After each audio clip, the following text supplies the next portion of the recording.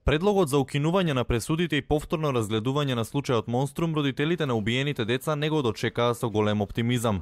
Изминативе 5 години велат се правел политички пазар со случајот и не очекуваат тоа да се промени во иднина. Првата влада што беа овие ВМРО и ДУИ на власт 5 години.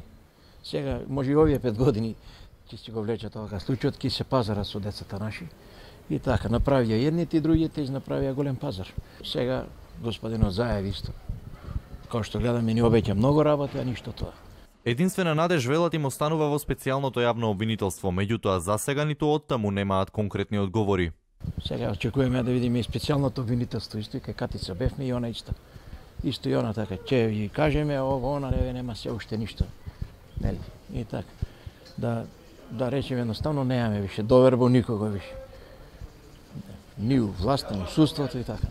Доколку Врховниот суд го прифати барањето на обвинителството и го врати предметот на повторно одлучување, одбраната смета дека ќе има можност да се поправат пропустите направени во судската постапка. Да ни се овозможи на нас, бранителите, да и ние извршиме паралелни вештачења, бидејќи овие што се направени од страна на подносителот на кривичната пријава, односно од страна на МВР на РМ, се необјективни според мене и бидејќи се од подносителот на кривичната пријава, мислам дека е во прашање кршење на начелото на еднаквост на оружјата. Вистината зад Монструм е се уште далеку, велат и семејствата на осудените, но очекуваат дека повторно одлучување за случајот ќе им даде можност да дојдат до правна разврска.